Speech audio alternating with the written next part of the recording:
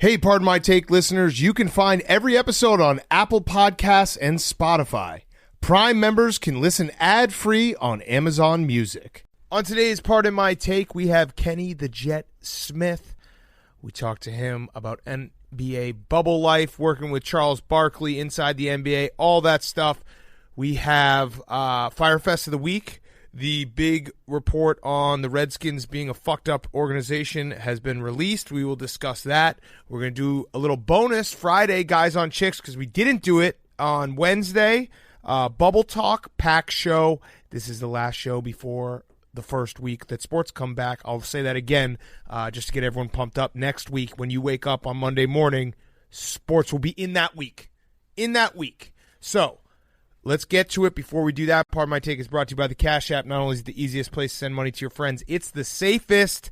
It's the number one social distancing app. It's the number one app in the world. I trust it so much, I'd even send Billy money on it. Not actually, because I'm not going to give him any money. We'll get to that later. Yeah, you're dead. Again. Okay, so the Cash App, though. The best app in the world. I love the Cash App. We all love the Cash App. It is the best. They also sponsor Bubba Wallace now, so check it out. Might be a little Cash App on the race course. And, of course, when you download the Cash App, enter the referral code BARSTOOL. You'll receive $10. $10 will go to the ASPCA, and you can download the Cash App from the App Store or Google Play Store today and get involved with our friends at the Cash App. Okay, let's go.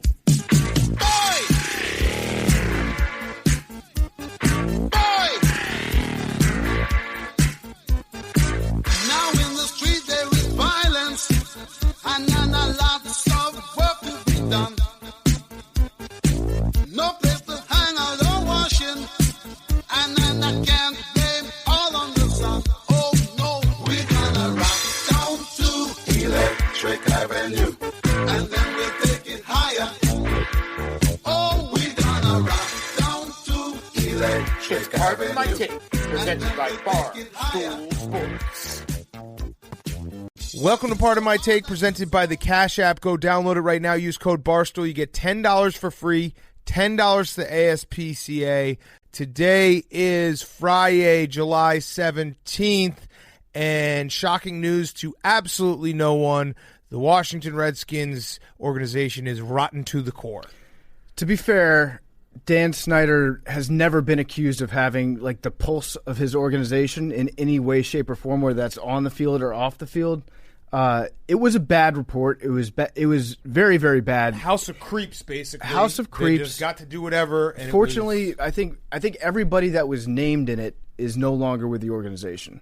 That doesn't mean that it's still not like a rotten culture right there. Well, Bruce Allen, he was the one that's saying we have a damn good culture, damn strong last year.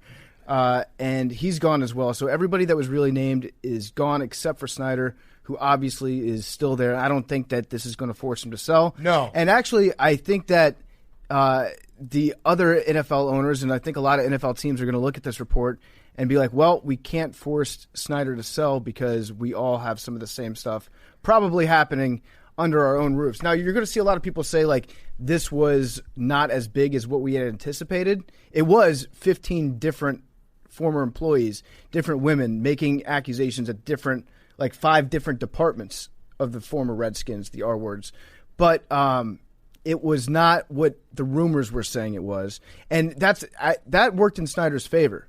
So, like, Monday, rumors started to trickle out. Tuesday, they got a little worse. By Wednesday, I saw, like, Jeffrey Epstein's name. Like, Snyder was going to be on the plane logs for that. Then on Thursday, you had the reports coming out that Snyder allegedly paid off refs, which that would be an I knew he's a bad businessman, but for Snyder to pay off refs and go 3-13, that would be an all-time bad business move, even for him.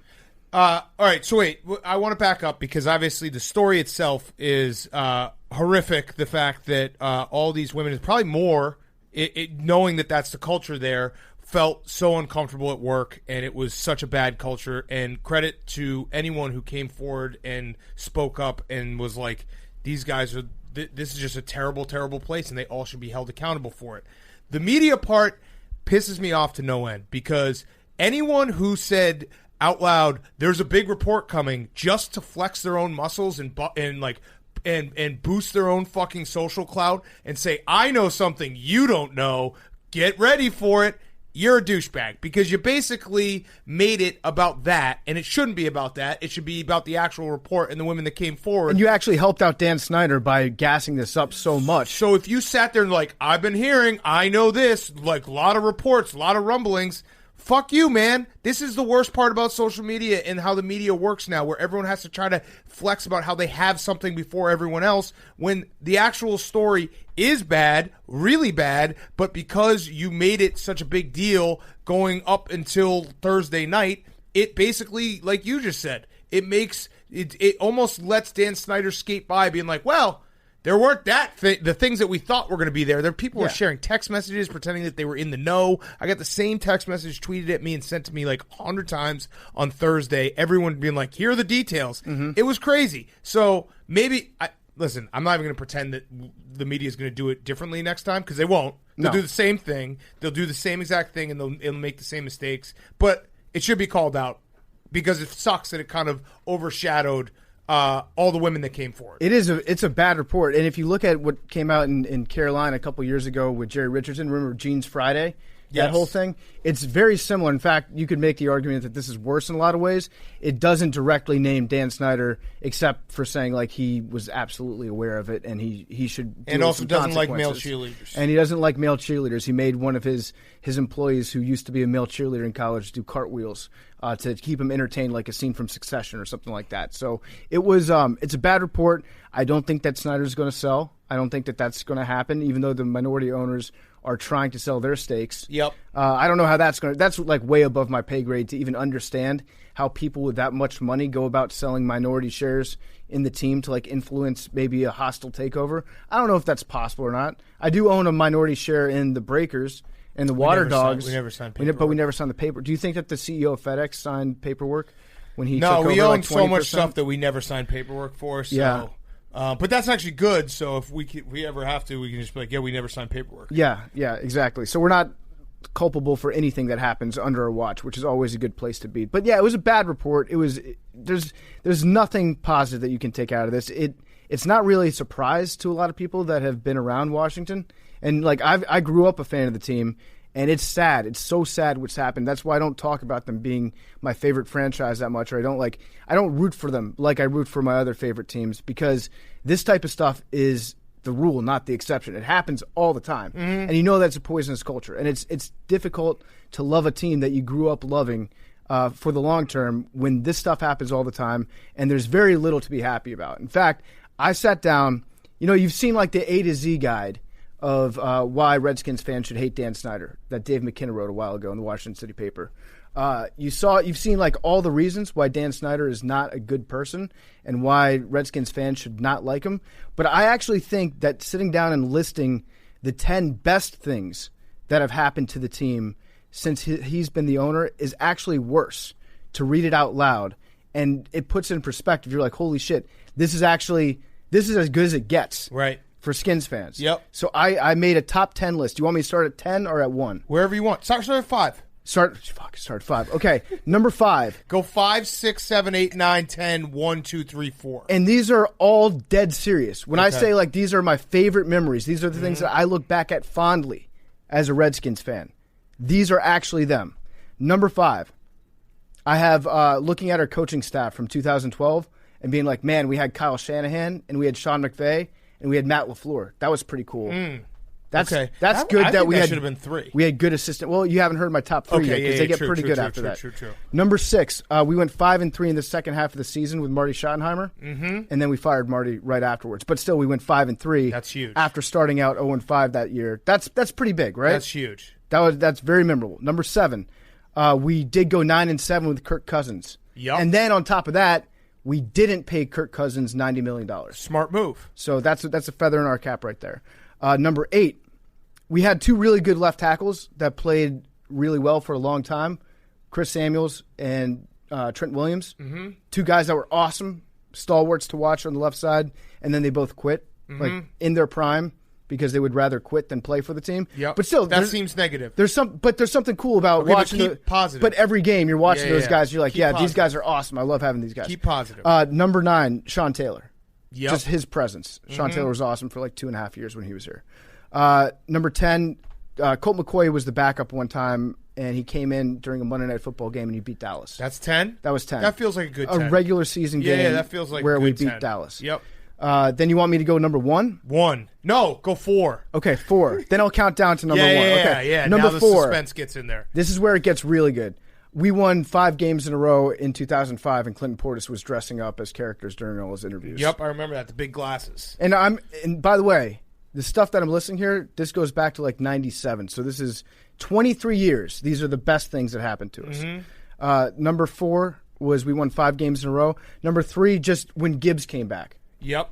Everyone's like, "Oh, this could work." Yeah. It didn't. It was an off season where we were like, "Holy shit, Gibbs is back." That's awesome. Yep.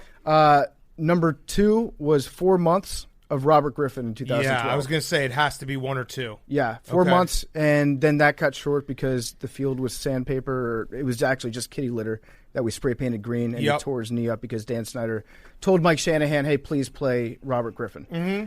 And then the number 1 best part of the Snyder era was we won a playoff game. We beat Chris Sims on the road in a playoff game, and we scored 1 offensive touchdown. And Chris Sims is mean to Blake Bortles. And Chris Sims, I don't think he had a spleen at the time. So we beat a spleenless quarterback by 7 points and scored a touchdown on offense. Win's a win. And that was the best part of being a Redskins fan for the last 23 years. That's pretty good. That's a pretty good top 10 list. It makes being a Bears fan seem pretty sweet. It's not competition. I'm just saying. Yeah. I'm just saying. It's been miserable. It's awful. So I don't know what happens from here. I don't think that, like we said, I don't think Snyder is forced to sell a team. By the way, just in a total aside, as an extra cherry on the shit sandwich that is Daniel Snyder's Washington Redskins, doing the name change on Monday, knowing that this report's coming out, what a fucking asshole. Mm-hmm. What an asshole. And then he kept letting small little details trickle out during the week so that the report would have to go back and be edited and then fact-checked again, so that it kept pushing it back day by day by day. And now, but he did hire a lawyer to take a look at things. Okay. So that will usually straighten things usually out works if you well. hire a single lawyer to examine your organization. The only positive I'd say is that Darren Ravel's a fucking idiot again. Yes. So Darren Ravel took his take. He read a story detailing rampant sexual harassment in an organization, 15 women coming forward, bravely coming forward, and his takeaway was, sorry to disappoint Redskin fans, even in the cancel culture, that story, while horrific, isn't going to take down Daniel Snyder. That was his number 1 takeaway. Mm-hmm. Number 1. Mm-hmm. Which is... Of course, Ravel just figured out to tweet about cancel culture. You got to look Isn't after that the brands, Darren. Yeah. Now cancel culture is officially canceled because Ravel knows about it. Mm-hmm. It's over. That's exactly right. When he gets on board something, when it's either him or Chris Cillizza, once they get on the bandwagon of something, it's officially done. You can't talk about it anymore. See ya. So the other thing that we had going on, which seems like forever ago because there's been a lot of news today, is Twitter getting hacked and restoring itself to 2010 Twitter when it was awesome and there were no blue check marks. And I got to say, that was awesome to watch. I was so happy to see people no blue check marks, myself included. That's fun Twitter. Fun Twitter was back. It was You pretty weren't sweet. triggered at all? That you No. couldn't It was join actually in? it was great. Were you PFD a little because you are you kind of sold out when you said you were never going to for get sure. verified, Yeah. and then you did? I didn't want to. They forced it upon me. Even though, you also replied to the email that Barstool I sent gave it around back. saying who wants to get No, I gave back that check But the mark, and then I other got another email- one. But then I got another one. on the same day as everyone else. in No, the office. Twitter just forced it on me. It just happened to do Also, it. I never got a blue check mark because this is going to blow your mind. It's actually a white check mark that's surrounded by blue. Wow, nice privilege. Mm-hmm. It was great though to watch Twitter just implode, and it was so lame to watch other people retweet the blue check marks retweet their old tweets. I hated that. It's you got to make it about the blue check marks. Find a burner. Yeah. Find a burner. Exactly. Well, Do it from a burner. You had Leroy. Yep. Billy was so nervous when I told him to give me the keys to his fucking Twitter account. Mm-hmm. He was like, "What are you gonna do? The most guilty response possible?" I was like, "Dude, I'm gonna fire off 3 tweets, and you're gonna get a couple hundred followers." it was kind of nice though, just scrolling through Twitter and not reading anything about the New York Times op-ed department or the Harper's or- letter. yeah. Oh, It was cool. Politics were taken out of Twitter. It was blissful. Yeah. I would seppuku myself if it meant that I could just scroll a website and not be angry all the time. We are self-loathing white check marks. Oh, I hate. I mean, I have such a love-hate relationship with Twitter, and it's become very much hate recently. It is a trash website. Yeah. All right. So that happened. Hank, you felt awesome, right? You were trying to do the trick ones. It was a great moment. Not a trick ones. I was just like, trying you to did interact tweet us. with my friends, and you guys were unable to tweet We weren't back. there. Liam went to my Instagram comments and was like, "Sorry about Twitter, bro." Just running up the score. It's all right. It's fine. What ended up happening with the hack? They hacked into Bitcoin. a bunch of Bitcoin prominent Marty. accounts and then said, if you reply to this or send me Bitcoin, I'll send you double the Bitcoin that you send me. So Elon Musk tweeted something like that out. I think they hacked Joe Biden's too. Bill Gates. Which is like Bill Gates getting hacked is Wait, but alarming. that's a terrible hack. Did they make any money? I think they Yes. did. Yeah, Oh, I think yeah. they Oh, probably really? made a shitload of money. like $70,000 or something. Oh, but that's that could have been pretty a good. fake tweet. That could have been a fake tweet. Where did he come from? Blue check mark? I don't know. My eyes on fake are not real are not up to speed this week. I saw one tweet that was like, "Look at how much money this person's made. This is disgusting." Are you gonna And I believed it. Are you officially retracting Will Smith and 50 Cent? Yes, Wow, That's big of you you. were Hank. adamant.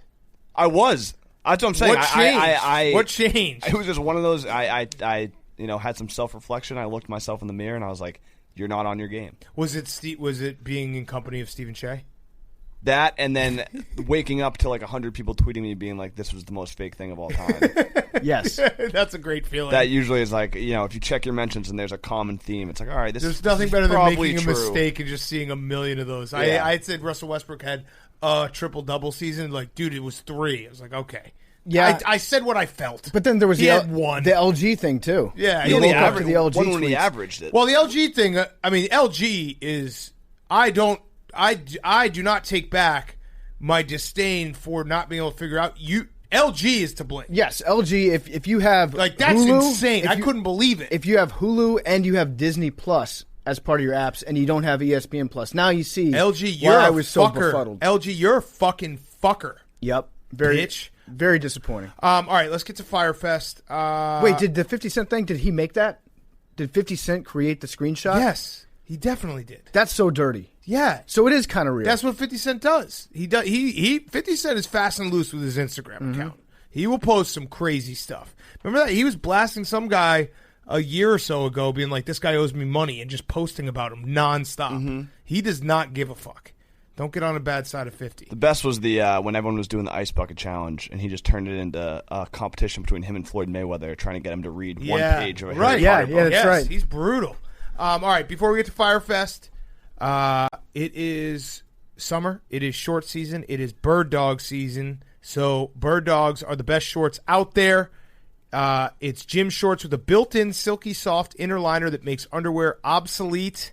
You also have bird dog pants. They're comfortable all summer. I wear them on the weekends. I wear them at the gym. You can wear them anywhere. Bird dogs are the best shorts ever. And two zippered pockets, which is so clutch. When you're out trying to make sure that your keys don't fall out of your pocket or your wallet, you got 2 zippered pockets. Go to birddogs.com right now, enter promo code TAKE, and they'll throw in a free pair of nunchucks. Yes, you heard that right, nunchucks. I actually got my nunchucks yesterday. You get an actual murder weapon along with your pair of bird dogs. That's birddogs.com. Promo code TAKE, and boom, a pair of nunchucks with your pair of bird dogs. You will not take these things off. I promise you. Once again, go to birddogs.com. Use code TAKE, birddogs.com. Use code TAKE, and you will not be disappointed. You will not be disappointed with bird dogs. Okay. Who wants to go first? Hank, you go first. Yeah. My Firefest, I don't know. I have so many. Would you like? Oh, me, wow. Maybe Really? I can give you one so that you don't have to worry about which one of yours you have to pick. Yes, please do. Okay. How about? Have you seen what's happening with baseball? With the Nationals Yankees opening day is next Thursday. They might have to just not play the game in D.C. Instead, they have to play it in Florida.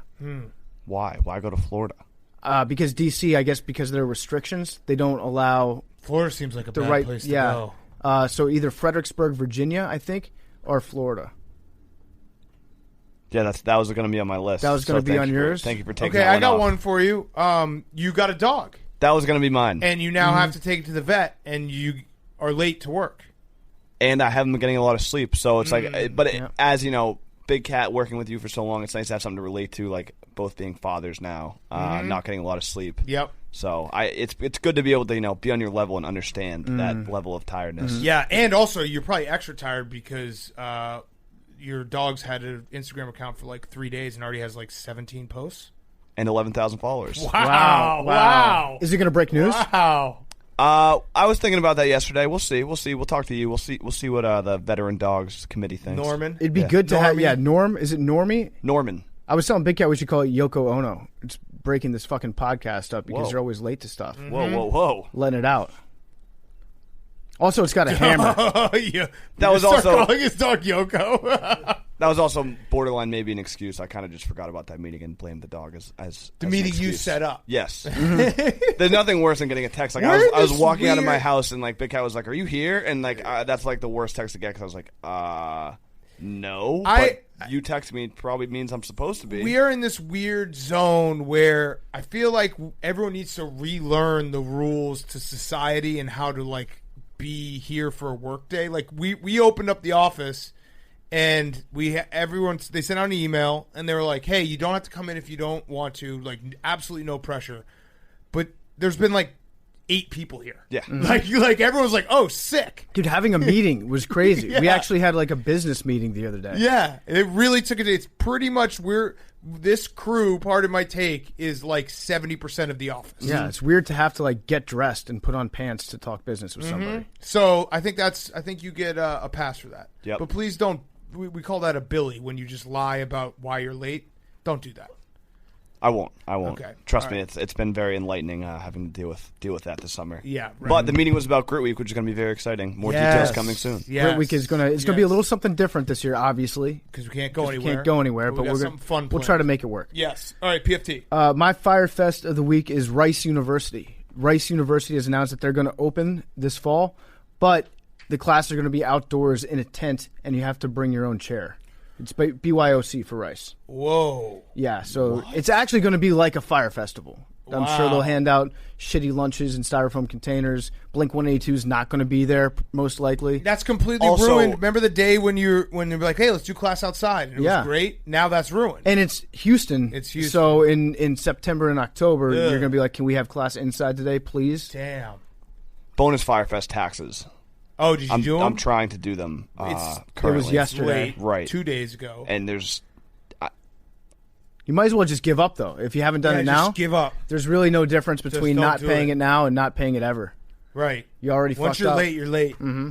So what are you trying? You What can't are you doing get right really now? pregnant, you know? What are you? Are you actually doing them right now? Okay. Well, let's walk through them. I need to get another form that I don't know where to find it. And I don't know who to ask Oh, for it. that's the worst when you're on TurboTax and it makes Yes. you go to the IRS's website and download a PDF. Yeah, like Could you just upload like a random piece of paper I don't know. and then finish? It's like almost like Homer Simpson balling up his taxes and throwing it to like if you upload a PDF, it will let you submit, and then once you submit, they'll be like, "Oh, you uploaded upload a blank piece of paper."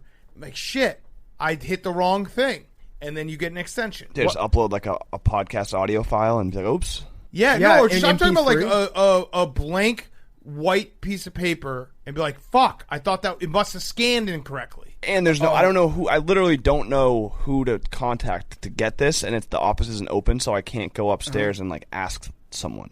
Who to contact, like at the IRS? No, like, the I office, think someone the here office. probably has You the know form what, I need. You know what you should do, Hank? Instead of putting that form on there, you should just attach a JPEG. and this is pre-recorded. This is from Monday. Yes, it's from Yeah. Monday. You should attach a JPEG, just a picture of wood, and send it into the U.S. government. Oh. Just troll them. Yeah, Government loves memes, bud. yeah. Tax this, bitch. Uh-huh. Yeah. Here's your extension. It's extended down to the floor. Yeah. Okay. All right. So do that. Do any of those things. You got this. Hank. All right, PFT. What's your Firefest? It was Rice University. Oh, yeah, Rice It was- University. Yeah, thoughts and prayers to all the students there that are just going to be sweating their sacks off outside. Yes. All right. My Firefest. I have 2. One is I've already been accused of killing the word glizzy, and that was quick.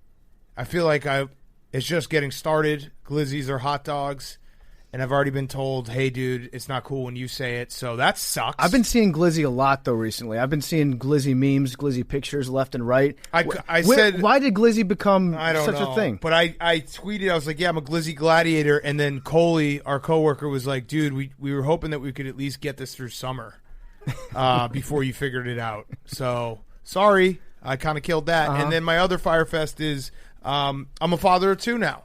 So I have my son, my actual son, and I actually have to housebreak Billy Football. I'm taking it upon myself. He's been acting out. He's terrible manners. I am going to, and I want this on the record. So PFT, Hank, Jake, Liam, if Billy does something rude to you, you can absolutely come to me and blame it on me. I will take onus for it, and we will make this boy a man after what I've seen the last week and a half. We're going to do this as a team. Okay, Billy? Okay.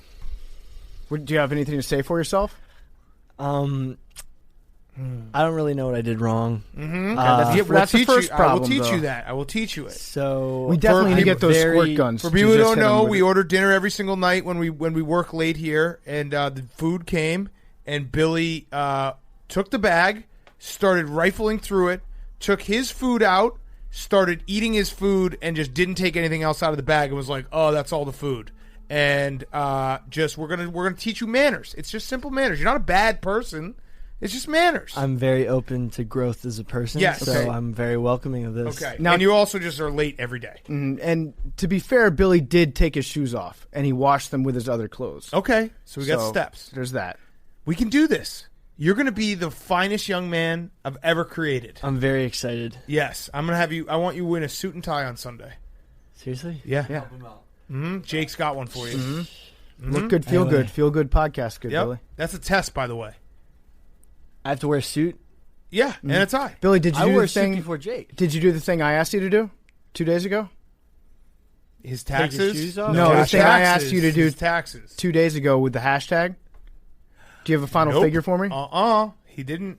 No, he didn't. He didn't But remember that. PFT, here's Big a- Cat, I'd like to report Yes. a violation from Billy That's on Football. me. to I will you. have it done. I have the number done. In PFT, the Excel here's- sheet. You here's said you a- stopped at a certain Here's number a and pre then never a continued. pre Big Cat fathering Billy excuse. He would say, "But dude, I got you a cherry Coke today." He did. Well, it was a Cherry Coke Zero. Yeah. And Billy, to his credit, has learned that he should show up with a Cherry Coke Zero. He comes in the office with things from Dwayne Reed, and then he's like, "Oh, my job here is done." I'm also pretty sure he just wants to go to Dwayne Reed anyways, Yes. just to buy snacks for All right, himself. we got this, dude. We got this. First order of business: do the thing PFT asked you 2 days ago. Okay. I will. Okay, thank you. Your Firefest. My Firefest of the week. I've had a pretty solid week. Okay. After all that, being like, I'm just crushing it at work. Next Home, work, I'm doing everything great. That's so perfectly Billy. You're like, no complaints here, guys. Oh, you lost your. I got one for you. You lost your Whoop charger on the jet ski as well. No, I have my Whoop charger. I found my Whoop charger. I've been hitting my head on the same board over and over we can again. tell. It's pretty fun. No, Firefest of the week for St. Thomas's College in Minnesota. They are getting bumped up from D3 to D1, meaning that all the D3 recruits who are sitting on the bench on a D3 team are now having to play a bunch of D1 schools. So But now they're D1 athletes, though. Right, they're That's D1. like- It's a benefit, but then you're going to be playing D1 athletes and getting dunked on and just absolutely destroyed for the next couple of years until you can recruit like D1 recruits. Spin Zone, you're going to get on SportsCenter a lot when you actually get dunked on by somebody who's really Posterized. good. Yeah. The Sean Bradley effect. Yeah, well, it's just been a great week for me. Okay, you're crushing it, man. great, That's Billy. good. Here's one thing I don't have to work with you on is your confidence. That's set. No, it's really kind of wavering. Yeah, lately. no, it's not. We actually It's do fine. need to use dog whisperer techniques on them. So what Cesar Milan always says is when you enter a room with your dog, you don't make eye contact with it. You make eye contact and you greet everybody else. Yeah. All the humans in the room get their hellos. And then and only then do you go over to your dog and you scratch it behind the ear. You say, hey, what's up? He also says 3 things that a happy dog needs, that a happy Billy needs. Piss on your dog. In this order, okay? There's exercise, which Billy's been doing, I think. We don't know. He looks kind of fat, but I think he's been he looks working really out. I've fat. dropped weight recently. yeah. I'm intermittent fasting, Fat which is is- the reason why I'm going through the food so quickly because it's my first meal of the day. Okay. So muscle weighs I'm more than sorry fat, if I though, don't- so you should be gaining weight. Well, I have a lot of muscle. I Okay. would say. So number 1 is exercise. I 100% squat and bench more than anybody in this room. And because of that, I think that makes me the alpha. So Disagree. Number 2 is discipline. We need to work on discipline. Yes. You know what? We need to look ourselves in the mirror. Yes. And maybe, you know what we should do? You know how they Cesar Millan puts those vests on dogs to make them think that they always have a job and they're always working? We should get Billy a dog vest. Yeah. And just make him have, like, water bottles in it all the time. Yeah. So he can carry it around Diet to us. Cokes underneath his, like a St. Bernard, underneath his chin. Yeah, just a barrel of a milkshake that you're bringing around to us. And then number 3 is affection. And then only after he completes step 1 and 2 do we give him that attaboy. Then PFT will kiss you on the lips. No. If I score 70 tonight? 75. Okay. All right, Billy, we got this, man. I'm having an amazing time. All right, We love you, Billy. We do really love you. We wouldn't if we didn't love you, we wouldn't invest our time in you. I'm serious about getting a squirt gun though for when you act up. That's part of the Also, discipline. everyone online, be nice to Billy. Let's go positive reinforcement for a week. Let's try a week of positive reinforcement for Billy. Everyone tweet Yeah, it's something getting nice pretty to Billy. tough online. Yeah, I know it is. I know it is. All right, before we get to Kenny the Jet Smith, quick word from our friends at Roman. Most guys have tried different ways to last longer, but thinking about baseball doesn't always work. The folks at Roman, an online men's health company, are changing the game with Roman swipes. The secret to longer lasting sex. If you're one of those people who said this Pledge of Allegiance in their head or counting backwards from 10, Roman has that fix for you. Roman swipes are clinically proven way to last longer in bed. They're effective, easy to use, and fast acting, but don't require a prescription. Roman can ship swipes to you in a discreet, unmarked package, and each swipe packet is small enough to hide in your wallet for whenever you need it. They're super easy to use. Just take the swipes out of the packet, swipe it on, let it dry, and you're good to go. That's it. Go to GetRoman.com/take. You can get your first month of swipes for just $5 when you choose a monthly plan. That's GetRoman.com/take. GetRoman.com/take. Okay, here he is, Kenny the Jet Smith. Okay, we now welcome on a very special guest, two-time NBA champion, inside the NBA on TNT, future Hall of Famer as a commentator, maybe, and also he has a basketball camp, a virtual basketball camp, Jet Academy, that is giving virtual basketball camp lessons right now with NBA and WNBA stars. Let's start there. We'll get into everything else. What are you teaching everyone? Can we sign up for it? How old do you have to be? A lot of questions. There is no age limit, honestly. You know, with the pandemic and social distancing. And thanks for having me on, guys. But my basketball camps were canceled. My kids' camps were canceled. I'm like, what are we going to do? So I thought, why should the development? If you want to, from rec ball to I want to make my high school team, I want to be a great player. I want to make my AAU team. Why should the development stop? So I created the academy, the Jet Academy.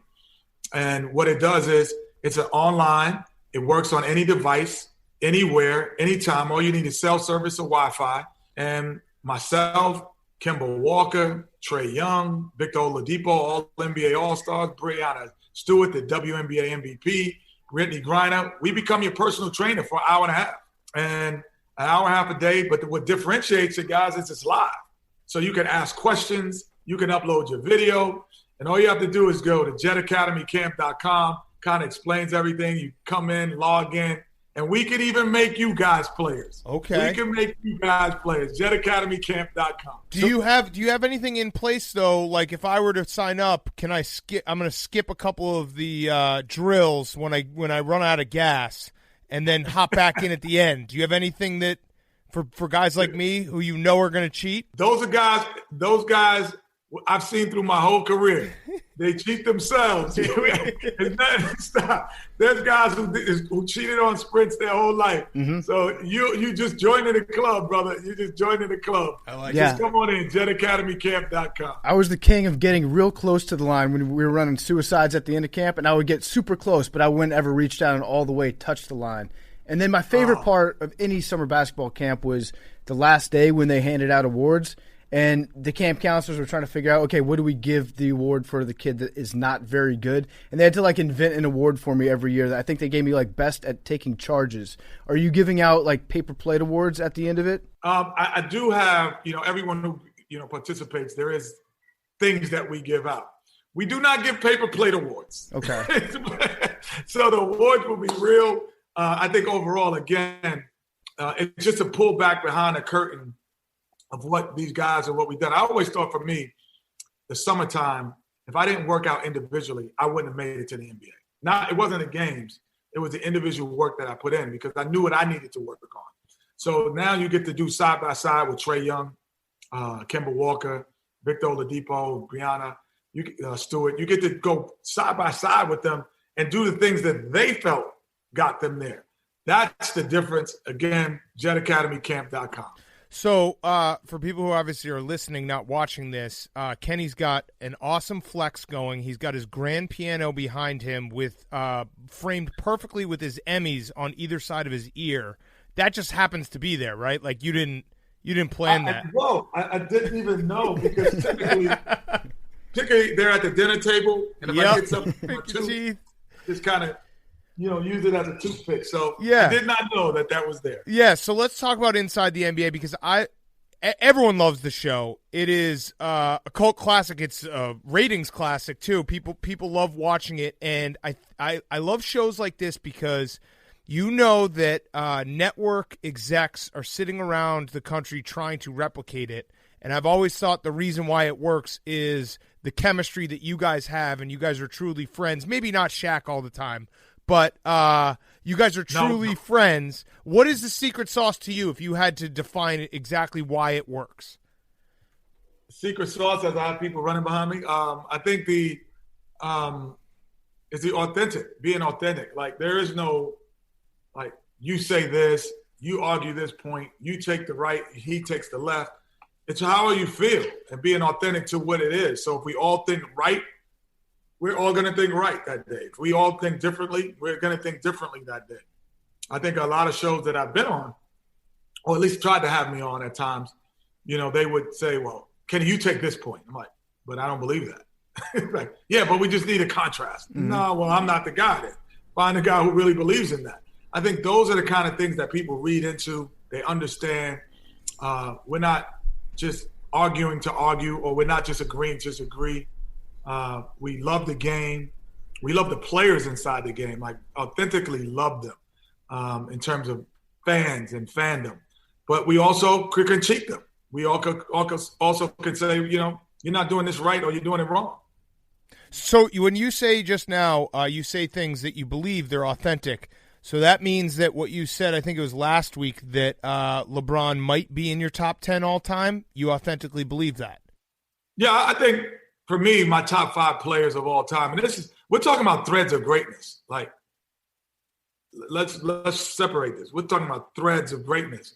But, I'm old enough to actually have seen these guys when they were in their superpowers. So I've seen Michael Jordan in his superpowers. I've seen Kareem Abdul-Jabbar when he was Kareem Abdul-Jabbar, the superpower. I've seen him when he was Lou Alcindor. I've seen, the greats be great. So when I'm comparing it, I'm like, well, it looks very similar to what he's doing. Or it even looked better at times. So I'm not going on a reference of highlights. So is he on a trajectory to jump into the top 5 of all time? For sure. But with 3 championships and he's still on that trajectory, he's not there yet, in my opinion, just in my opinion. I think, will he be there? Yeah, I think he will. But is he there now? I would have Bill Russell, Michael Jordan, Wilt Chamberlain, ahead of him. I would, just personally me.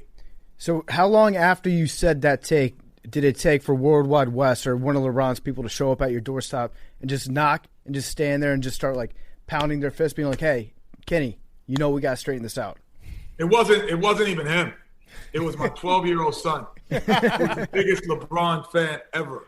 So I did an Instagram live with him on Sunday. Like it's father versus son. He was telling me why I was wrong. And we have pictures of LeBron. He's like one of the few players that we have in the house. Like he had pictures of and actually have a great deal of affinity towards LeBron. I have some backstory that, about his mom and how she's taken care of my mom at times and said things, But I'm going to be honest in my opinion. I think Kareem Abdul-Jabbar right now, I would put over him. And there's nothing, but like I said, it's threads of greatness. But LeBron James' trajectory has him there. But I had to deal with it in my own household first. Yeah. Before anywhere else. Have you ever put out a take on Inside the NBA where you say it, you believe it, and then you hear from the player that you're talking about, and they object to whatever it is you're saying, and you end up changing your mind? Not in terms of something like barbershop. This is barbershop talk, where we're talking like, who's the greatest and would this team beat? But in terms of like content, where it's like, no, I actually said this about you in the game and I was right or wrong. Never I have changed it, because I never say like, you don't play with enough heart. You don't play with enough passion. I go, you didn't get back on defense. I run to the big board and I go, here it is. Like, so I'm really backing most of my points up with film. I very rarely jump into the barbershop talk, like who's the greatest of all time, that kind of stuff. Very rarely we do that because we're on once a week, so we're covering the game itself. If we were on every day, that's when you I'm like, now it's a pandemic. I'm going on a lot of shows. I'm having a lot of fun. And I get into the barbershop talk. And so, which is a little bit different. Yeah. When you're getting after Shaq, can you tell his breaking point? Because I feel like he's had it a few times where he's been legitimately angry at you guys. Do you know, like, right at the limit to where to be like, all right, let's back up? Or does it sometimes afterwards, like, he's still pissed? No, I know the limit. I know the limit. And I always push him to that limit. I want him to try. I'm going to get him to the edge.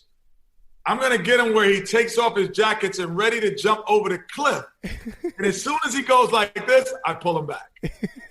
Like, I want him to always get to that moment, especially with Chuck. I want him to get there. I want to throw kerosene on it just where it becomes well done and not burnt. Yes. Yeah. Yes. I like that. You're really good at it, at kind of being a pot stirrer on that show. And you just said it right there. You try to get Charles and Shaq going at each other more than you try to immediately get Shaq upset at you. What's one thing that you can say to Shaq that will get under his skin immediately?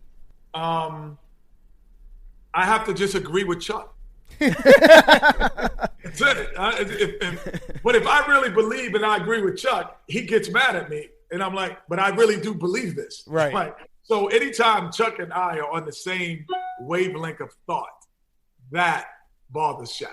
Without question. What about something that will always get under Chuck's skin? Do you have that button? I mean, I feel like he doesn't really care when people bring up the rings argument, but can you bother him with that, or is it something I think what gets Chuck probably most is social issues.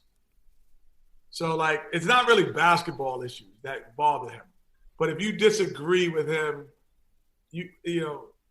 I think that could get under his skin. Mm-hmm. However, I love the fact that he allows our show to talk more than sport. Yeah. Before him, we were a very in-depth basketball show. Now we became a very in-depth TV show. Yes. We went from being the greatest basketball show to one of the greatest TV shows. Two different things.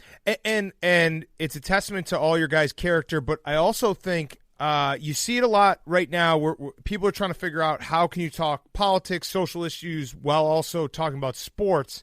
You guys do it authentically, where it never feels like we're being preached to. It feels like it's a discussion. I think that's the important distinction that you guys are able to navigate, and a lot of people aren't. Like, a lot of shows are not able to do that. Well, you have to talk in the culture, like how it affects the culture of what you're doing sometimes, or your life. If you're talking about it from a third-person party, it doesn't resonate. Like, we're going to talk about social issues, how it's affecting me, how it's affecting you. And so the viewpoint becomes real. But if you just say how it's affecting others and never bring in your point of view of how it affects you, then it's fake. One thing I've noticed about the show is it seems like you go into each program with kind of an idea of what you're going to talk about, but it also seems like you're very willing to kind of throw away what the plan was if you guys get carried away or start getting hot about a particular topic. How far in advance do you plan out the show, and how much of the plan, the production going into every single program that you take, do you think you actually end up hitting versus how much is just like what's getting you going in the moment and we're going to continue down this path? I have not been to a production meeting in 20 years. I love it. Yeah, I read that where you basically got out of the second one you ever went to, and that was a genius move by you. Yeah, just like because there's nothing going to happen on a basketball court I haven't seen, done, heard, or been part of. So it's really about analyzing what's happening. Like I've really, and he trusts, this is Tim Colley, our producer, he trusts that I'm going to pay attention then. Well, if I'm not going to let you out of this, are you really I'm paying attention to things that you would never see. And then, like you said, if we don't always stay on course, because we would go, if I was sitting there, I would be like, okay, why are you wearing sunglasses and he's not? Is it brighter for him and then not for you? Uh-huh. And we would talk about your sunglasses, and why are you wearing sunglasses and he's not? Is it brighter in there than him for you or not? I've got an eye issue. Plus, my eyes are so beautiful that it would distract from anybody that's watching this right now. They'd just be focused in, just trying to be like, how can I get with that dude over there instead of paying attention to not saying it's the not astute true. Basketball points that you're making. I'm not saying what you just said is not true, but I know why. Yep. So are you going into the bubble? As of now, there's nothing concrete. Okay. But there is a plan for us to possibly want us to go. I'm not sure if it would help. I would probably like to experience it to see it, but then that's my mind saying that. But my body is like, why would I want to do that? Right. Myself? So how do you playing in the NBA and knowing these guys are now going to be isolated somewhat from their families, from the outside world, how do you think that's going to affect a team that has to be there for like 2-3 months? Do you think it's going to be, they're going to come together more, or do you think there's going to be that lack of release where guys are able to go out and be apart from the team and let loose, and now they don't have that? I don't know if there's any correct answer. I have no idea.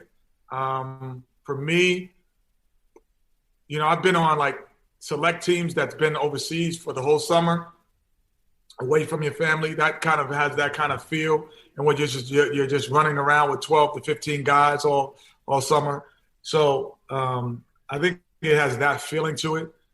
When you're in it, the days aren't as long as you might think because you're practicing and the exhaustion of practicing. Like you need your sleep. Like you're going hard, and a lot of times those teams now are going twice a day. Guys are coming back doing their own individual work. So that first month kind of breezes by. It's actually when there's less teams there. Right. Because then there's going to be space in between games where it's not everyone's playing. Because when people are playing now, everyone's going to be, let me watch this game. Let me see who's playing. Let me go over here. But then when it's like, no, it's only 6 teams left, 4 teams left. That's this mental strain, I think, more than anything. Who do you think it's going to favor more? So a team that's got more of a veteran presence on it where they might not feel that itch to have to go out and party all the time or just go, entertain themselves at night, or a younger team that has more energy naturally and they're, able to bounce back and recover from games quicker? Well, the party all the time is what keeps you motivated. I hope that team's going to lose no matter what. But I think the younger teams have an advantage because the lack of experience of playing on the road is no longer a factor. True. Everybody's in the same boat. There's no fans. There's no anxiety of that. So you just kind of go at it. So for me, I think the lack of anxiety to actually play on the road is big. I would assume, though, you also played with guys who they didn't really wake up until they were in front of a crowd. Do you think that's going to be weird for them where not the great ones. I never played – none of the great players I played with didn't play great at other times. So marginal guys, yes, but not great players. What about shooting? Do you think that it's going to be tougher to shoot when there's not a crowd behind the basket, or is it going to be easier? Oh, no. I don't think that differentiates it for me. We're asking you gambling I'm questions, asking, Kenny. yeah, We're should I asking you take the gambling over or should I questions. bet overs or unders? These are just us dancing around gambling questions. Tell us who's going to win and who's going to I would say that the lack of anxiety is going to allow players that you probably didn't think were great players go out. This guy's not bad. Now I see what he's in the league at that level for, because he's going to get extra minutes, because he's not going to have that away crowd or that travel or that all of the responsibilities other than basketball. They're going to play better. So if you want your things, some guys are going to average more than 10 points that typically don't. Ooh, like so you that. think Ben Simmons is going to finally hit a three? Oh, without question. He'll shoot threes. In this environment, he'll shoot because the anxiety won't be there. I guarantee in his first game, he'll hit a three. His first game. Ooh. First. I actually like that. I actually agree with you, because I think that a lot of his not taking threes has been mental and the crowd's reaction and everybody, when he now let it go. Yeah. Let it go. I like that a lot. Yeah. I'm going to absolutely hammer that prop. What player in the NBA right now do you think, like, is there somebody that you've got your eye on? Like, when this guy retires, he would fit in really well with our group on TNT. Man, God bless him, was, Kobe Bryant was one. I was hoping and praying that he would, come to. I was like, that would be the ultimate five. Like, if we had the ability to have Kobe on one end and Shaq on the other, and just being able to combat the stories that Shaq always lies about, about the championship runs. And then I just think that would have been the ultimate. Man, that would have been the ultimate partner, and it would have been a five-man desk, and we would have been like the Jackson Five. He would have elevated us. I would have got famous, going through hotels. People would have been stopping me every second because I'm part of the Jackson Five, and I wouldn't have been Tito. Yeah. We had Horace Grant on the show a couple months ago, and we asked him about the famous Nick Anderson game. You obviously were on the Rockets then. He said that if Nick Anderson hits one of those free throws, that's a different series, and the Magic probably win the championship. What, from your perspective, watching that happen? Win it all? Yeah.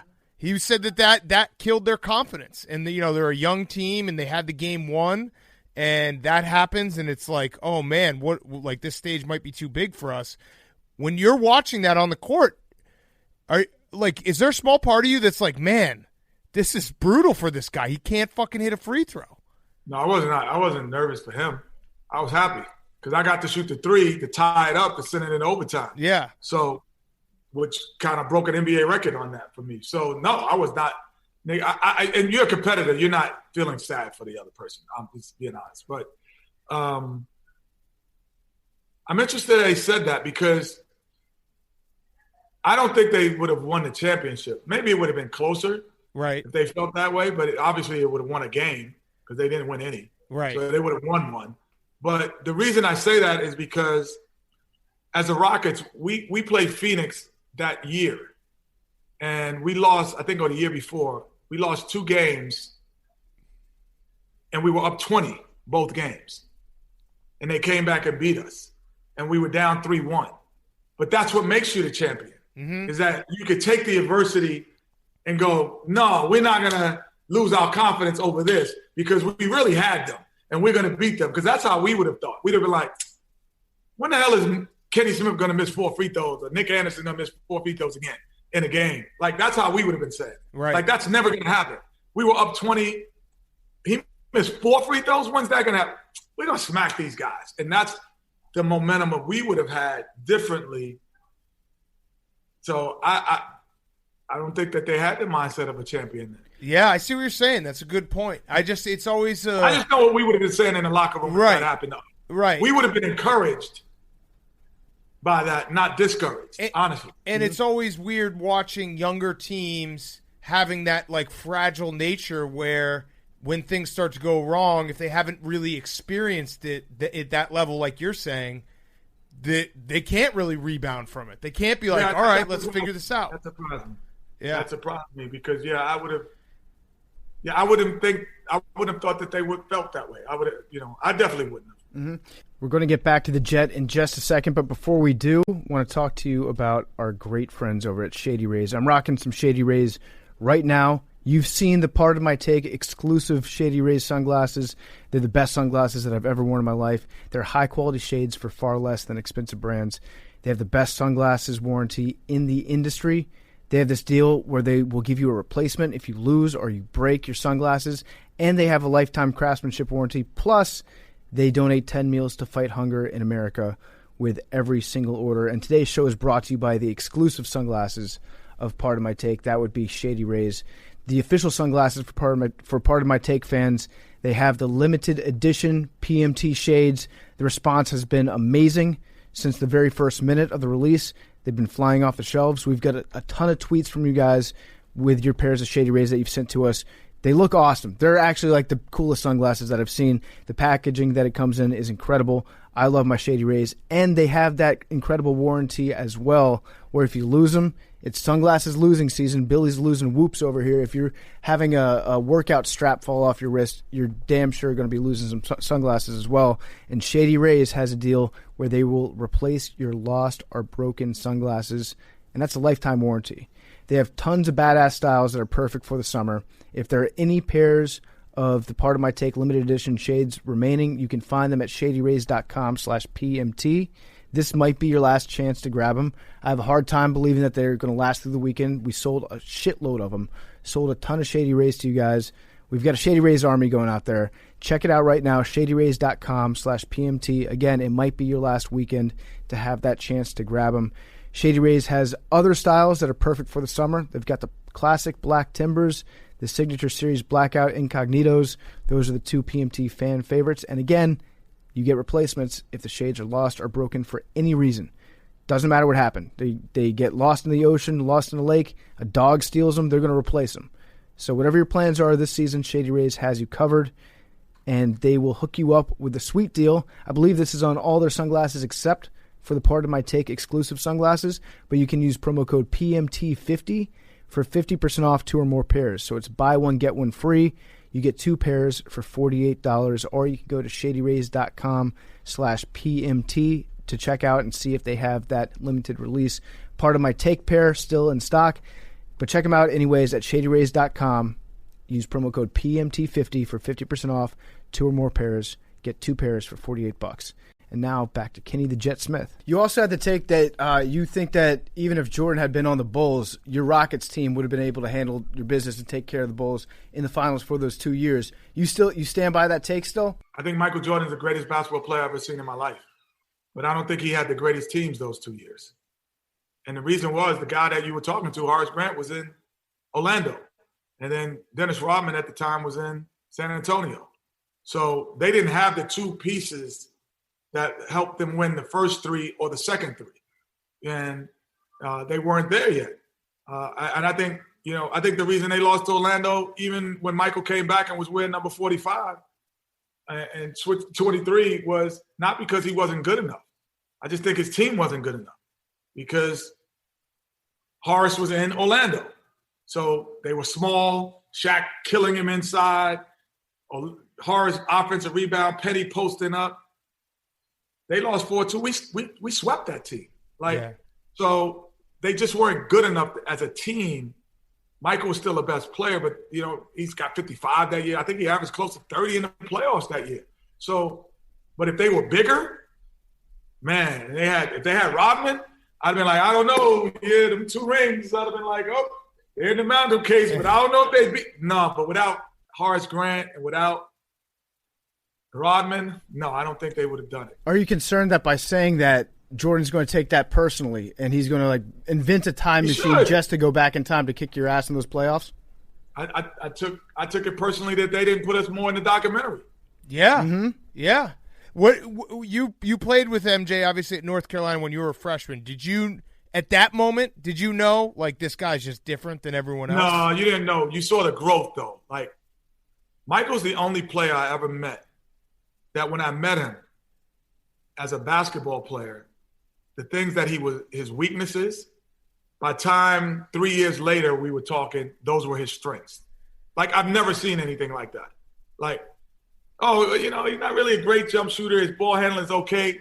No, those are the best 2 things he does. Yeah. What? Wait a minute. It went from not being the best to being that to me, I've never seen LeBron is great. You know, I don't know if his weaknesses that he came into the league is that Kobe. You know, Kobe, you know, he's done that at times as well, though. Yeah. But on a consistent basis, you know, Magic wasn't a great 3-point. He became a better 3-point shooter, but it wasn't like he became the best 3-point shooter in the league. Like Michael became the best at it. Like that to me separated him than anything else. Yeah, the adding on every summer of being like, hey, I'm going to add this to my game. No, it's different from adding. Yeah. We're talking about it's your strength. Yeah. Like Kareem, he had the sky hook. And then all of a sudden you go, no. When he left the league, he shot threes better than anyone. Yeah. Like what? Yeah. Like wait a minute. Like what? Why do you think that Hakeem Olajuwon is like maybe one of the most underrated guys of all time? It feels like he doesn't get discussed in the same way when you're talking about all-time greats, but he was an all-time great. He did, you know, without question, top 10, 11 at best, you know, player ever to play the game. But, you know, the social media, you know, he didn't have a Nike deal, had a Tonic deal. You know what I mean? Yeah. The shoe doesn't exist anymore. You know, like he just revelation. It just never like socially he didn't embrace that. Right. You know, in that era. So I think that's more to do with it than anything else. But as long as he has me on television, I'm a pipe his praises all the time. Yeah, you're the perfect hype man. So there's a lot of talk about you joining a front office. I think you even admitted that eventually you will. It's not a matter of if, it's a matter of when. You also said, I was reading an article that you said, every team in the league has told me something they've told no one else. So you want to prove it? You want to just go down the list? Like, what have the Cavs told you that they've told no one else? What year? Just you like, say it. Give us spill the tea. It's like, for me, it's kind of like I always get the call and saying, also I get – because the difference is I talk to runners, agents, players, general managers, and owners. Mm-hmm. I'm like, there's no one over the course of time that has that wealth of information that consistently needs to use it. So for me, you know, like I knew Bennett was going to be number one pick. Did you try to talk him out of it? No, it's not my job because that wasn't a question. Like I only answer the question that people ask me. I don't work for you. So if you go, do you think it's a good pick? I'm not going to go yes or no. Then I'll say yes or no. But if you say, do you know about him? Right. What is his strengths and weaknesses? Because we're thinking about taking him number one. You know, I'm going to tell you his strengths and weaknesses. Yeah. You got to be really specific to get the information if you want it out of me that I know. I'm not going to just say things I hear that you should know also. Okay, so specific question. What's one thing that you were told before everyone else that turned out to be true that you didn't get like maybe credit for of breaking the news, but we'll allow you in this moment to be like, oh, I knew that before Woj. I knew that before Shams. I knew that before everyone. Well, I'm not really a breaker of news. Right. So I don't have like that. I don't get like this trade is about to happen. Mm-hmm. I get this is what happened in practice. What should we do with this player from a player's point of view? How should we discipline this guy? What would you want if as a player, how would that make you feel? Or players call me and go, well, this just happened to me with ownership.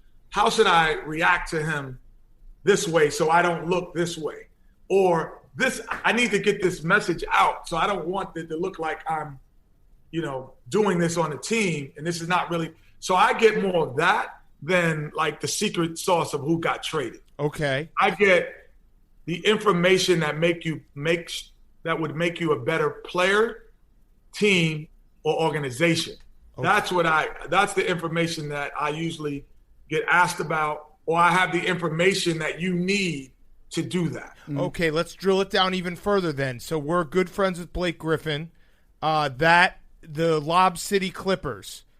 Why was the demise of the Lob City Clippers all Chris Paul's fault?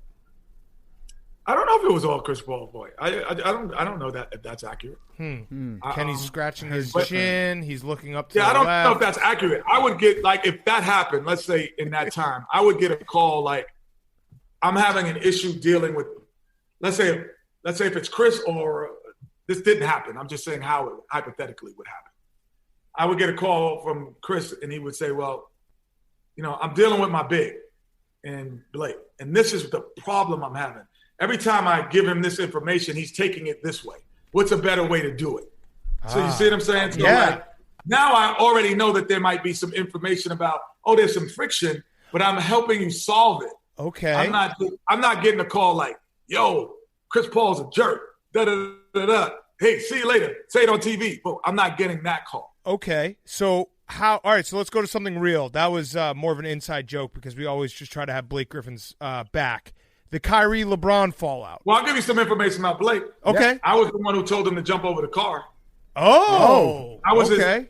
his they gave me his as a dunk consultant. Nice. So I was his dunk consultant. And the original dunk, he was going to dunk over a Bentley and throw it up in the air, throw an alley-oop, and dunk over Bentley. But because the NBA had a deal with Kia, they made him use the Kia. That's right. Yeah, that's good. That's how it happened. Yeah, Okay, so that's the inside of that. And I think Blake said that he wanted to jump over a convertible initially, and I think it was a convertible Bentley. Yeah, convertible Bentley. I think he said that on our show, and then he got talked Kenny out of Smith it. came in with the idea. Nice. And I said, I want to have a choir singing. I could believe I could fly. I'll be like the preacher. And I did the whole hype man thing, and he came out, I could believe I could fly. Yes. And all that. We had the choir, and he jumped over it. Great moment. So, all right, so background stuff that Kenny Smith knows. Kyrie going from Cleveland to Boston, then Boston to the Nets. What has been going on? Like, what have you been hearing about a guy like Kyrie, and did you see some of this stuff happening? That's Woj stuff. That's not really, because he had issues, right? No, that's Stephen A. But you're still thinking of it as a negative call. Got it.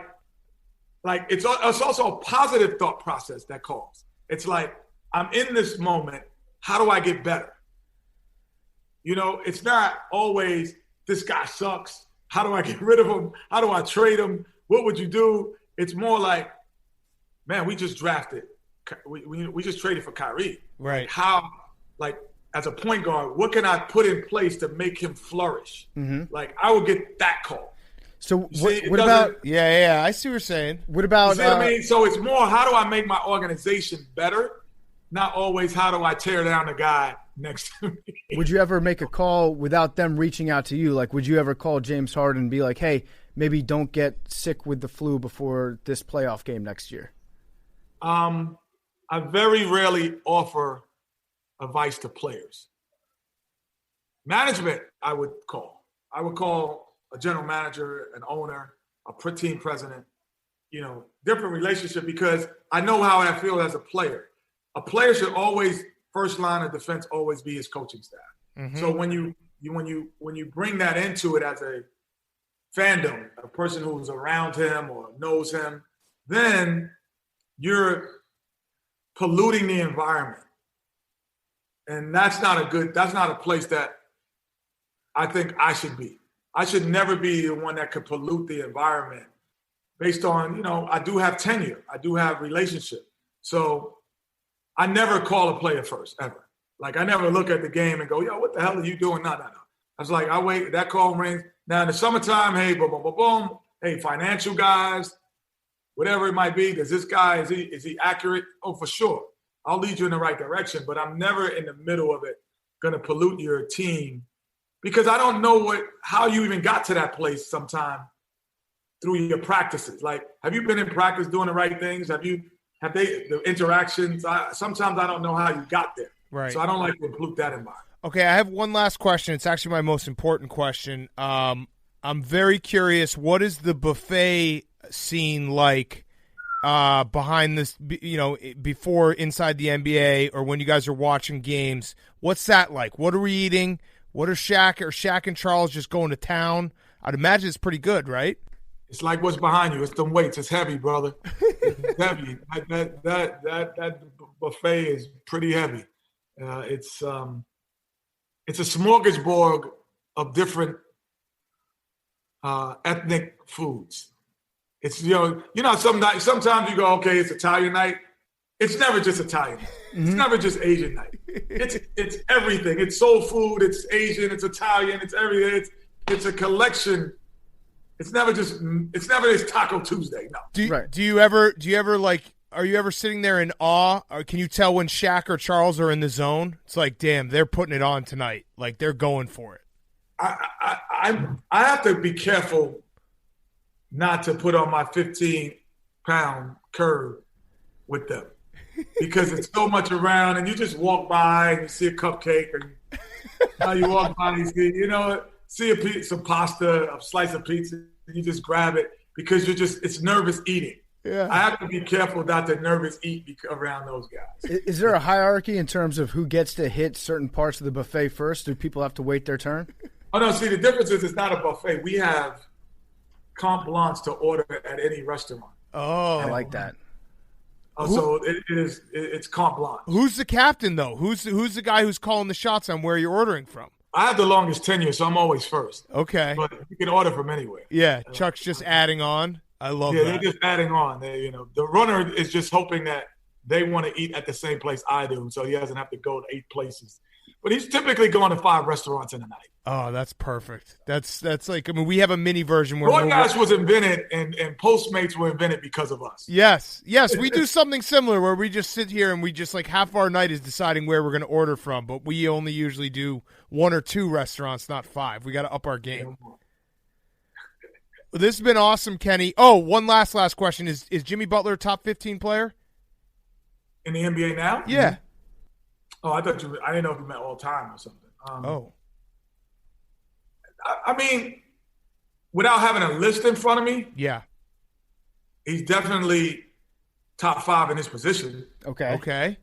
There without are 5 question. positions. Yeah. So probably around 25. Yeah, he's definitely top 5 in his position.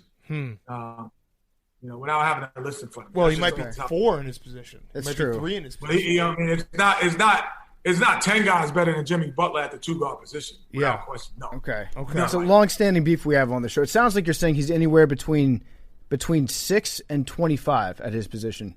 So the average of that would be in the NBA. Yeah. Who are the top 2 guards? Since Dwayne Wade retired, who are the top 2 guards in the league?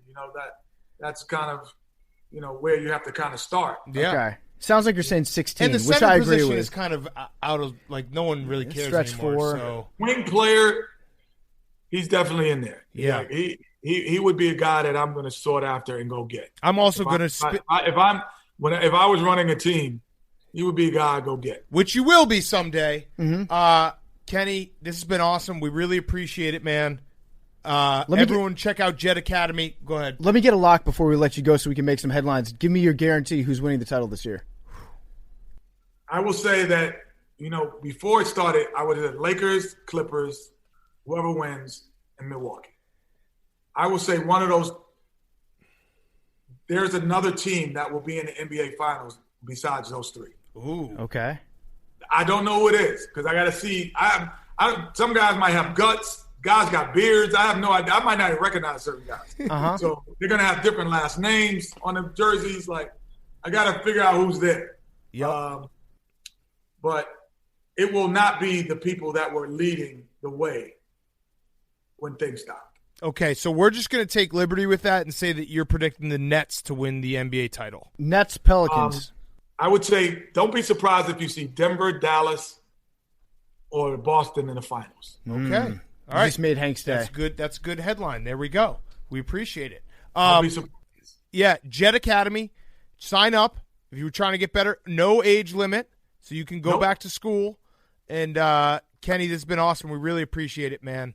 And thank you, man. JetAcademyCamp.com. Come on, baby. I got you. I'll take care of you. All right. Thanks, man. Appreciate it. Thank you. Thanks, Have a Kenny. good one, man. That interview with Kenny the Jet was brought to you by ZipRecruiter. If you're a business owner, you've got a lot on your plate right now, and that's why you should let ZipRecruiter handle your recruiting. ZipRecruiter does the work for you. Their smart matching technology finds people with the right skills and experience. It actively invites them to apply to your job. ZipRecruiter also notifies job seekers who are the right fit for your job after it's posted, so you start getting matches for your job right away. In fact, 4 out of 5 employers who post on ZipRecruiter get a quality candidate within the very first day. With a seamless experience from start to finish, ZipRecruiter takes care of your recruiting. You have one less thing to worry about. You can see for yourself. Right now, you can try ZipRecruiter for free. That is for free at ZipRecruiter.com/PMT. Right now is tough for employers, for business owners. If you're trying to figure out who's going to be a good fit at your company, you might not always be able to interview them in person. You might not always have that good face-to-face contact right up front to figure out who you want to hire. ZipRecruiter will help you screen for the candidates that you want. They will help you find the candidates that you need for your business. See for yourself at ZipRecruiter. Try it for free. ZipRecruiter.com/PMT.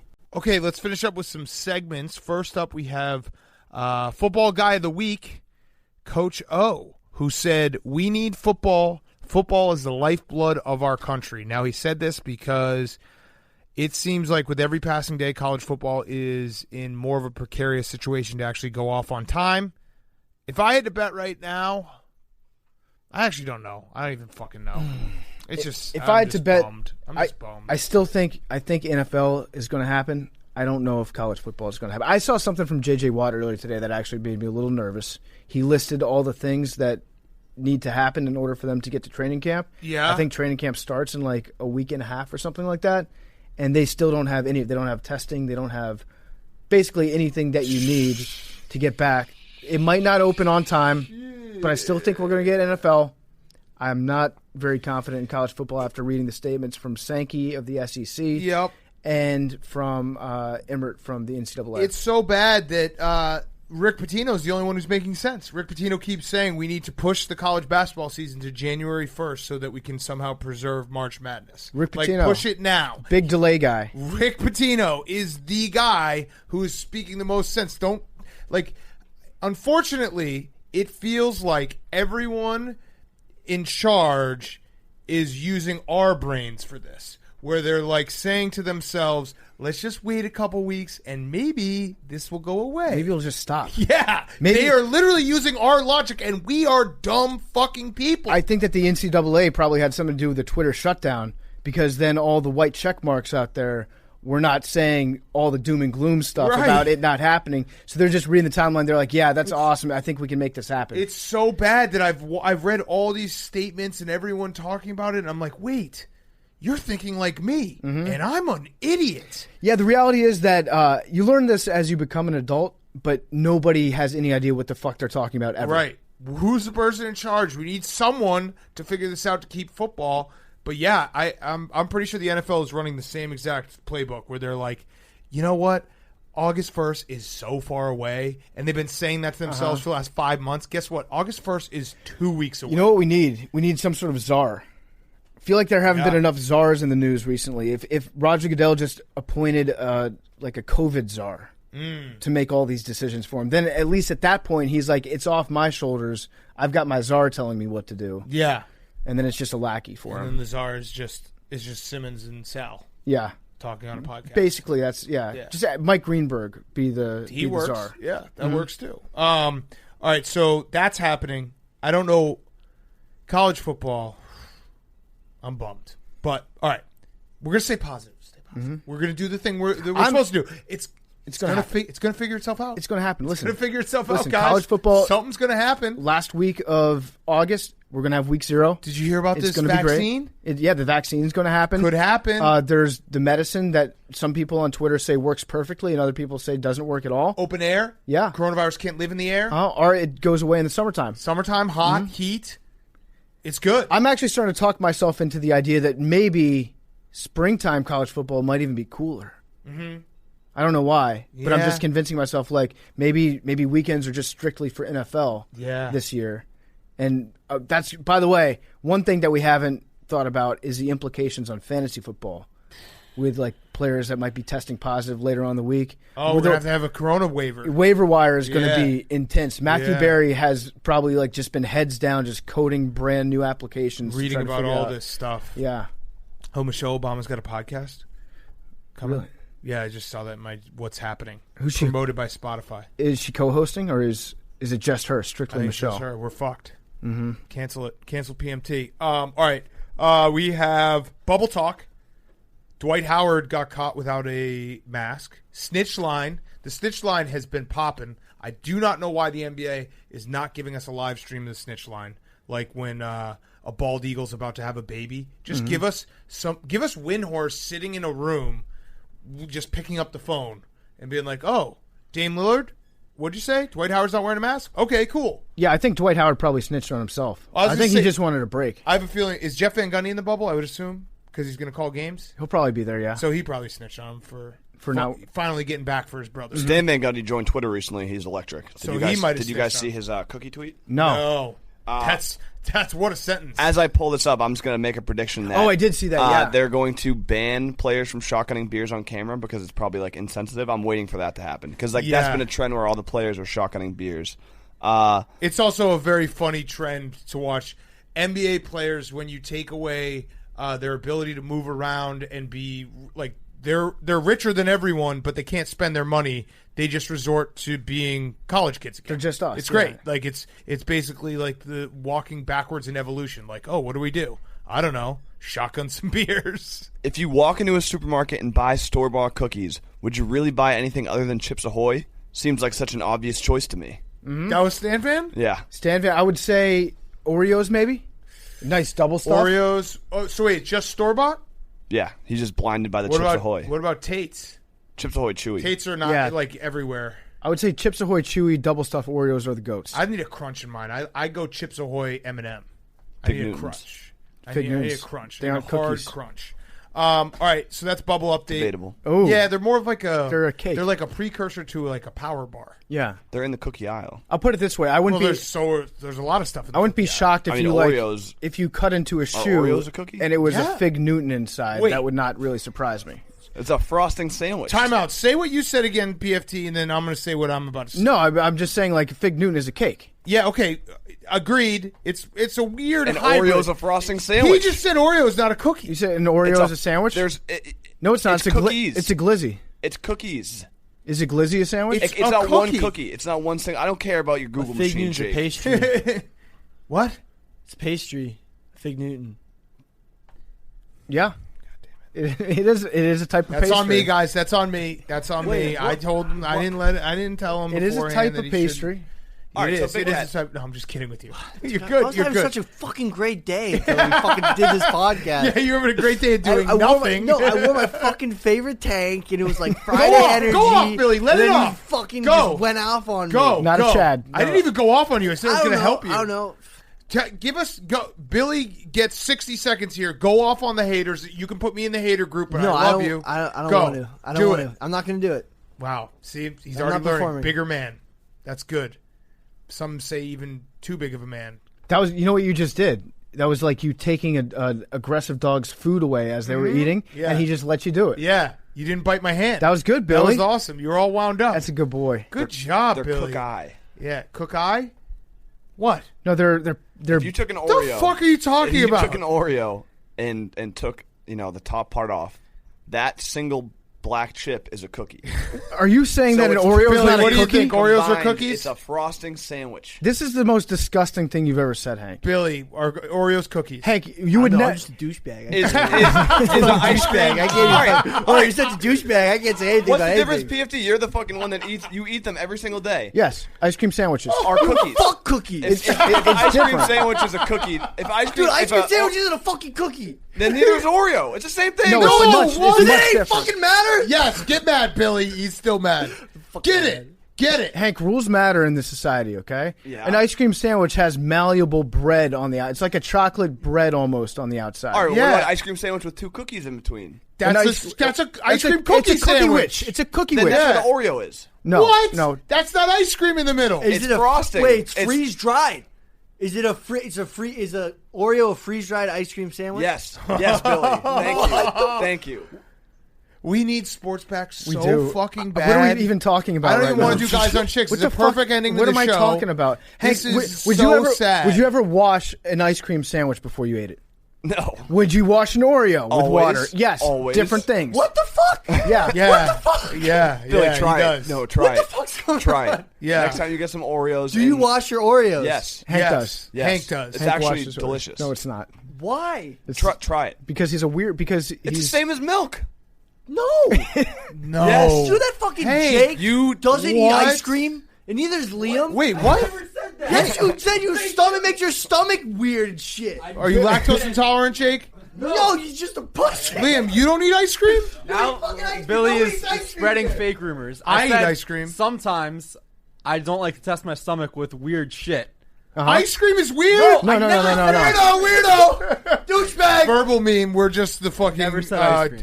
Orange County Choppers guys. Yeah. I don't even know what we're yelling throwing at. shit across the room. Billy was actually mad at Liam because he thought that Liam was lactose intolerant. He thought that was a beta trait. No, he is lactose intolerant. do you How not did eat that- ice- why don't you he eat ice chose cream, not to Liam? eat ice cream.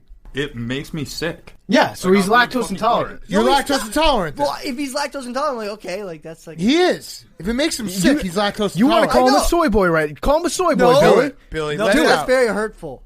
Yeah, Good boy, people Billy. do call. That's a Don't good boy. call Billy a soy boy online. Do not do that. That's my one ask It's for. the fucking worst. Legitimately, like for the past 3 weeks, everyone's been calling you a soy boy online in the fucking chat. I can't even hop on stream and play some fucking Warzone without someone go soy boy, soy boy, soy boy. It fucking sucks. Okay, so here it is. Everyone, please do not call Billy Football soy boy online. Call him a soy man. Yes. I legitimately couldn't do anything for the guys. My hashtag work that I was supposed to do come on time. Because Oh, wait. Whoa, Now you're blaming this. I'm being You're cyberbullied. blaming. You're Yes, blaming your yes. lack of work ethic on being called a soy boy. I'm being cyberbullied. That's Oh the biggest my- soy boy thing that you can I'm do being is blame cyberbullied. not being able I to actually work don't on give a being called a fuck. soy boy. This is the best part No, about Billy Billy is doesn't that care. he can just, if he just keeps talking, he will step in it. You just said you didn't do what PFT asked you to do 2 days ago because people are calling you a soy boy. No, I really don't know what to do anymore. Yeah. I legit. Well, no, just- you do nothing. I don't know. I don't know what I'm supposed You to do. do nothing. Like, there's nothing for me to do. Get the Diet Show Coke. up on I get time. Diet Cokes. I legitimately like think about it. Okay, guys, Have a fire fest. you're in my head, right? You're in my head. You have to talk on a show, and then there's nothing else for the rest of the day. You actually really don't have to talk on the show. No, you I don't even know, have to I do know that. what You to just do. have It's to. like, You have why to am I sit there here? and occasionally chime in. Say something funny. Give us your thoughts. right. Anyway, You know what, Billy? I'll put it this way: you don't have to be funny. You just give us your thoughts. Sometimes. You know what? Okay. Here's what we're also going to do, Billy. How about you start cooking for us again? I cook all the time, but All right. none of you guys He's want gonna to eat my cooking for food. us. Okay. All right, done. I You're going to start I cooking cooked cook for Glizzy Hank. the other Billy, day. I'm going to give you my credit card. You're going to start cooking for us. Okay, I will cook for you guys every day. Okay, perfect. When we're going Thank to start you. having dinner, you're going to cook it. Okay, I Billy- will cook dinner every time. List the 3 things that you're best at cooking. Hot dogs, Glizzies. steak. Okay. No, well, you don't season it. Well, you know what? That's because I let the meat talk. Okay. 3. I'm We'll pretty just good at, work with those two. pasta. Billy, I'm We can going work to with eat. those You're two. going to get me. I want to be no carbs too. Okay, I'll be back we'll on my get diet. back on ketosis. All right, perfect. That will get you back. All right, that is our show. Guys on chicks. No, let's end it feel here. like This run is a it. perfect ending. This is a perfect ending. Come on, let me say funny shit. No, this is a perfect ending. This was a great debate about cookies and Billy. What are you and, talking about anymore? Yeah, I don't know. That's the point. It's like this is the perfect way to end the last week before sports start. You know what? We have 7 days until sports. Yes. Okay, so we've made it. When you wake up on Monday morning, we will have sports. It's that sports week. It's sports week. That's it. All next week on Part of My Take is Sports Week. It's be a throwback. A We're gonna do podcast throwback. dedicated to sports. Yes. Who would have ever thought that like there would be no sports? You know, like did you? Whoa, dude. Nah. Like Always has been. damn. like get into sports. It's like a non, like it's always there, but then boom, no sports. Say love you, guy, and then Lo- say love you, guy, and then we'll let Billy. Why don't you just kind of just talk? Okay, I'll just- over. All Take right. on me. Love you guys. I love you guys. I don't actually I love you guys. think people call me a soy boy is infecting my job. Did you say I just infecting? sports. Well, the sports. Well, like think about this. You're 7 years old. Like sports is like the biggest constant in your life because you understand it. Because you don't really understand anything else like government or like school. Like it's just sports. And then there's like you go like eat 3 meals a day, and then there's always sports. But then you never think, oh, food's gonna stop. sports are going to stop. Like, what? And then it stops, and now you're just in a podcast room with 6 dudes, and you don't know what your job is. Anyway.